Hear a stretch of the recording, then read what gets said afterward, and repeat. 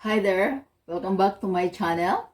This is Emmy Pahabera Carpo. I am a CPA, and in this video I will teach you about the journal entry. So without further delay, let's go to the computer.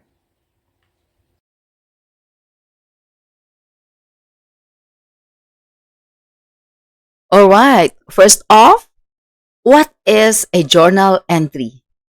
Journal entry is the formal recording of the business transactions and events in the books of accounts where the debit and credit are generally recorded.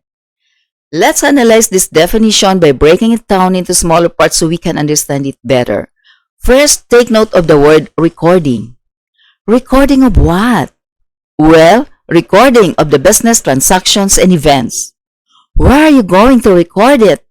In this definition, it says in the books of accounts of the business. And how are you going to record it? Well, there are two ways on how to record your business transactions. First is by manual method, by literally writing or entering the details of its business transaction and event into the books of accounts. And most micro and small businesses here in the Philippines are using this method. The second way on how to record your business is by electronic method or by computerized method. By using accounting software to record and manage transaction. Software like the QuickBooks Online, the Xero, the Wave, and others, and mid-size and large enterprises are using this accounting software. In this video, I will discuss only the manual method. Watch out for my next videos as I talk about the computerized method using the QuickBooks Online. Now, going back to the manual method, how does a book of accounts look like?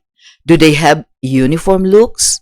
Well, the appearance of the physical books of accounts varies from business to business. Some are custom-built as per choice by the company, but some small businesses in the Philippines simply purchase their books of accounts from the nearby bookstores like the journal, the ledger, the subsidiary journals, the cash book, and others, depending upon the need of the business or as required by the Bureau of Internal Revenue. In this video, I will only tackle the general journal as this is the book of original entry.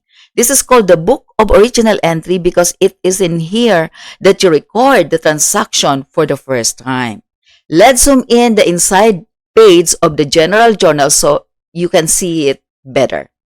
For its transaction, the general journal provides spaces for recording the details of the transaction. The first column is for the date. Well, transactions are recorded chronologically. The second column is for the details of the transaction called particulars. The third column is for the reference number in the general ledger to which the entry is later transferred. And the fourth and fifth columns are used for the amount or amounts of the transaction, that is, the debit amount and the credit amount.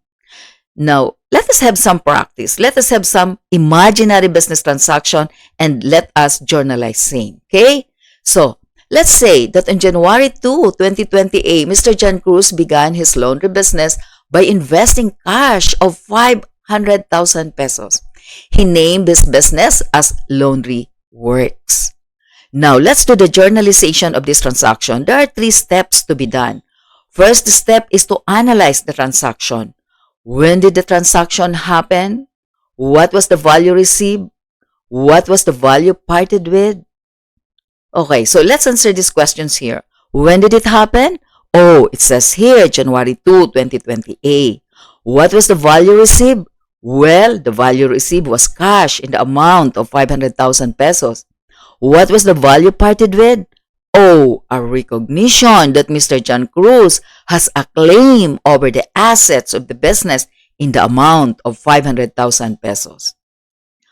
Now that you have analyzed the transaction, you can now determine the correct journal entry, which is debit cash 500,000 pesos, credit John Cruz capital 500,000 pesos. Now let's go to the general journal and record this transaction. This is the book that you will use first before any other books. So, you write under the date column, the date of the transaction. Alright, at the topmost, the year of the transaction, which is 2028. This is just an imaginary year.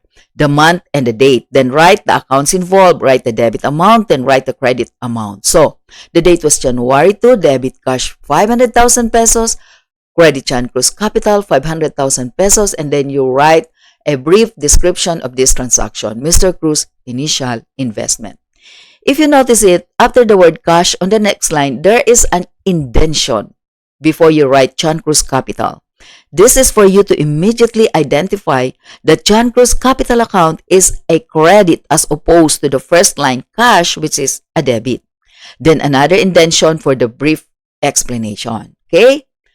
Okay, so let's go to our next transaction. Let's say that on January 3, 2028, Mr. Cruz bought laundry equipment in the amount of 100,000 pesos, furniture and fixtures for 30,000 pesos, and laundry supplies in the amount of 20,000 pesos using credit card intended for the business. Okay? So step number 1, let's analyze the transaction. When did it happen? What was the value received? What was the value parted with? It says here, using a credit card. If you analyze the transaction well, that means that it was a liability account in favor of the credit card company in the amount of 150,000. You simply just add all those purchases on account, and then you come up with 150,000 pesos. So now that you have finished analyzing the transaction, you can now determine the correct journal entry. Now, I would like to emphasize that for the sake of the simplicity of illustration, all value-added tax in the imaginary transactions were all ignored. It's because some of our viewers are from countries that do not have VAT in their economic transaction. For example, the U.S. The United States has no VAT. This is because its state in the U.S. has its own sales tax regime, with some cities or counties additionally levying a sales tax rather than a federal sales tax. Now, let's go to the general journal to record our transaction. So the date was January 3, debit laundry equipment, 100,000 pesos, debit furniture and fixtures, 30,000 pesos, debit laundry supplies, 20,000 pesos, and credit accounts payable, Banco de Oro, 150,000 pesos. And then you write a brief description of the transaction, purchase of equipment, furniture, and supplies. Okay? So let's go to our last sample transaction. Let's assume that on January 10, 2020, received 10,000 pesos for laundry services to various customers, also sent a charge bill of 5,000 pesos for laundry delivered to Summit Hotel and 4,000 pesos to Avenue Hotel on credit. So let's analyze the transaction. When did it happen? What were the value received? First, it received cash from various customers in the amount of 10,000 pesos, right? Next is a receivable of 5,000 from the Summit Hotel and another 4,000 pesos from Avenue Hotel. Okay, so what was the value parted with? Oh, a laundry service. This is the income of the business. So now that you have already analyzed the transaction, you can now determine the correct journal entry. At this point, I would like to emphasize that all income accounts are normally credit entries, in the same way that all expenses account are normally debit. Okay? You should remember that. So let's go to the general journal and record this transaction.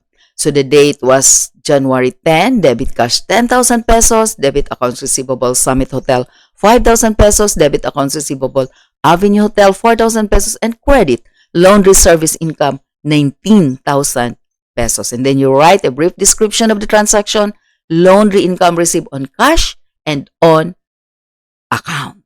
Okay? So, to summarize the steps in recording the journal entry, first step is analyze the transaction as to their effects. What was the value received? What was the value parted with? And then determine the correct journal entry. What is the debit entry and what is the credit entry?